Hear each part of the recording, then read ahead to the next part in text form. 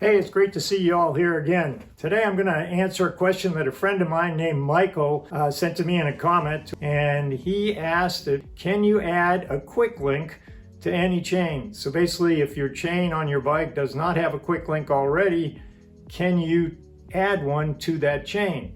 Now, maybe you don't know what a quick link is, but basically it's a link that lets you separate the chain, and it makes it much easier when you have a link like this because you can take the chain apart, and it makes it super easy to clean the chain. So if you can make the chain easier to clean, you might keep your drivetrain cleaner, and parts will last a lot longer and it'll shift better and you won't get chain grease tattoos.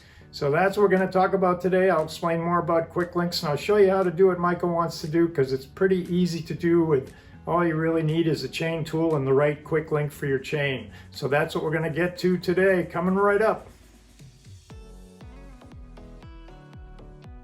This bike has a quick link on it, and it's right here. Now, they make some pretty fancy tools for removing quick links. They're basically pliers that fit into the chain like this. And by squeezing the quick link together, you'll see it's going to release.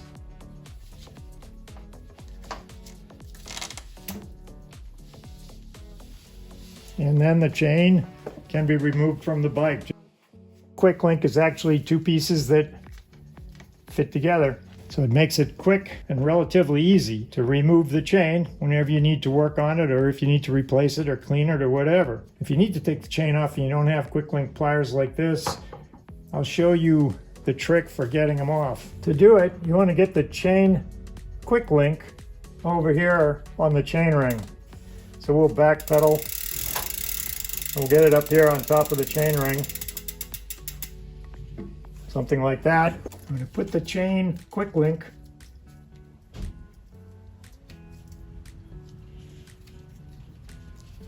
in a position like this, and then whatever you have to tap on it, you can tap on it, and you see what just happened? These two pins got closer together, and this open hole came down to the bottom. And now we could take the chain apart. Just like that. And no tools are required, really. I used a rubber mallet, but you could use whatever you have. You could use the bottom of your shoe. All you gotta do is give it a little wrap and it comes apart. So that's how you can work on these quick links that press together like this, that's sort of snap together. Now, the company Wipperman makes a chain pin called the Connex. This is a 10-speed one. They make them in sizes for whatever size chain you have. But you'll see that this one just slips together. It has this interesting shape, and the pins have little grooves in them. Maybe you can see that. And the groove, they all have grooves in them, but the Wipperman, it doesn't snap in. It's just you slide it in and it engages and it can't come undone. Those are really nice links. I've used a lot of those too. Now, when you want to reconnect the quick link, you assemble it on the chain. It's right here now. And you'll see, if you look closely, that the pin isn't seated. The pin needs to be all the way back in this pocket. If you looked at the back side, it looks exactly the same. And you'll see that you might also be able to see if there's a little arrow on there, which is telling you that it's on in the right direction.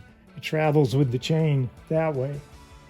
So when it's like this, it's waiting to be seated. You don't want to ride it like this because it could come apart, but as soon as you ride it, as soon as you put any pressure on it, that pin will seat and the quick link will be fully installed.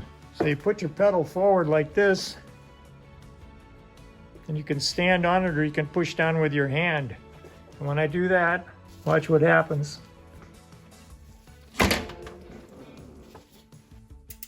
Now it's ready to ride. Now here's a bike that does not have a quick link. This is an older bike I just happen to have in here to fix up for a friend. And this bike does not have a quick link in the chain. This is the way chains were on derailleur bicycles for a long time. It wasn't until the 70s that they came out with quick links. And it's just a continuous row of links. And the only way to take it apart is to actually push one of these pins out, and then you can flex the chain and get the pin to pop out, and then the chain will come apart. And to do that, you need something called a chain tool, or sometimes they call it a chain breaker. There's one, just a basic one. This is one that Park Tool makes. It'll fit in any seat bag, so it's handy to bring along. If you break a chain on the trail or the road, if you have a quick link with you, you can use it like a chain patch. You could take out where the chain broke and you can put the quick link in. You can have more than one quick link in a chain. It's not a problem. So this little tool, this little pin, that pin comes through, the chain sits right here, and you drive the pin out. So we'll do that on this chain. Then we'll prepare it to put in the quick link. Using the chain tool, I already lifted the chain off the chain ring. That gave us a little slack, which makes it easier to work on because you're not fighting any tension in the chain. And we're gonna drive out this pin and this pin. And the reason is that we're gonna put in a quick link that just takes up that much space. So if we take this pin out and this pin out, this will fit in. You'll see when I get it apart. Now take some force to get the pin out. It usually clicks as it first breaks free. And you can see the pin coming out.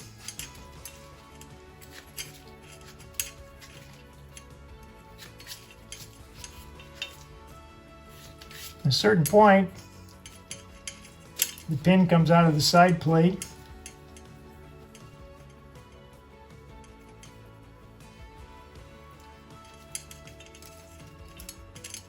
And what happened there is the pin came out of the tool.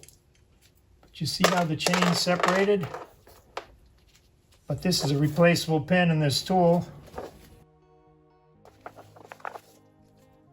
So we're just going to have to put the pin back in.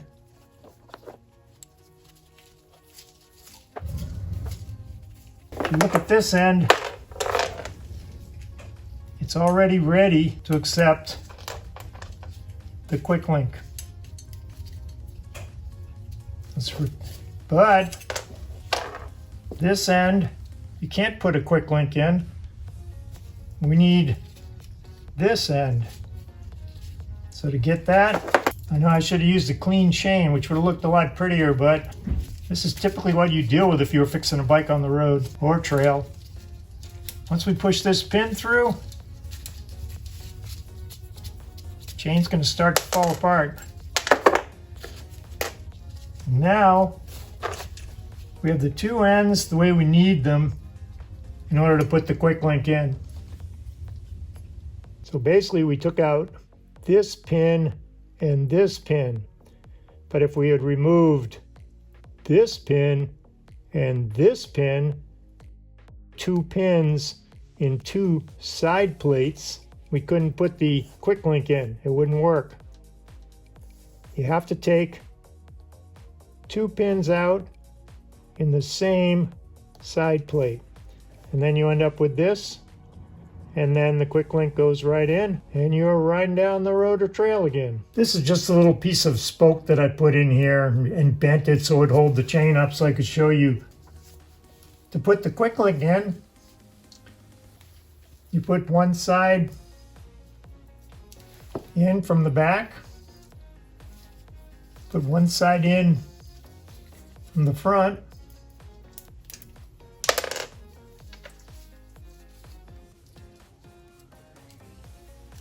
and you line them up.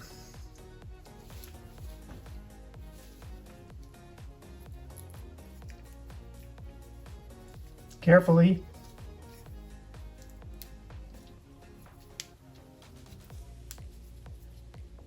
And press so they go into the little grooves. Now this link, this quick link I'm using on this chain is an old one, and without any effort on my part, it popped right in. And that tells me that maybe I should get a new quick link. They should actually snap in and hold on.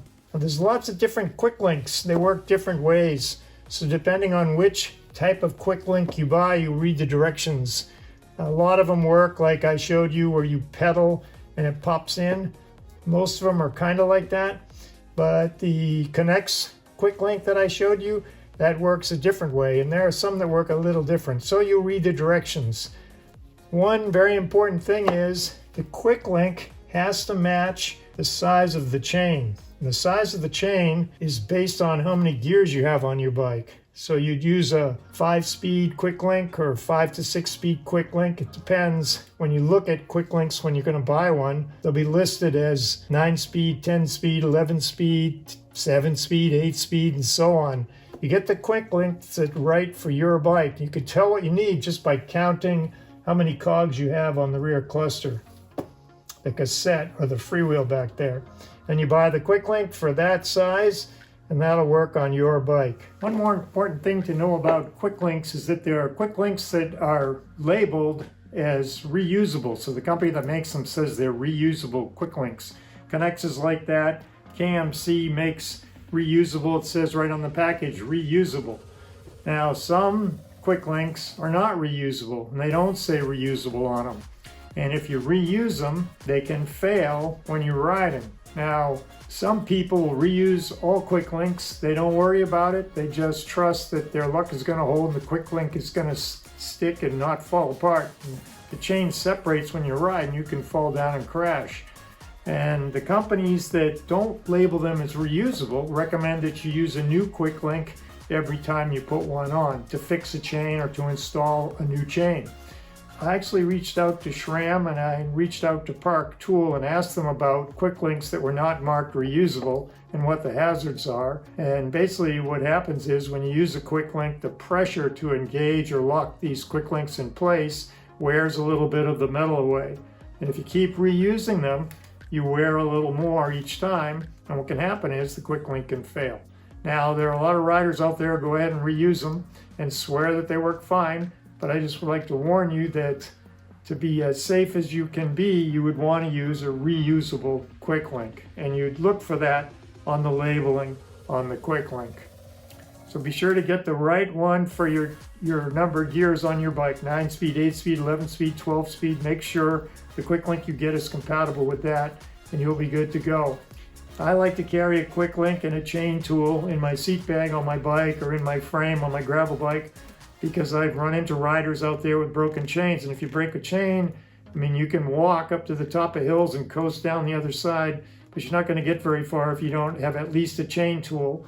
You can put a chain back together again with a chain tool, but if you have a quick link, like you saw, it's quick. It's easy to put the chain back together again. So that's it for today. I hope this was helpful. Hope you get to see it, Michael. If you have a question for me that you'd like me to make a video about, I just might be able to do it, so let me know. And thank you for watching another video, and I'll see you in the next one.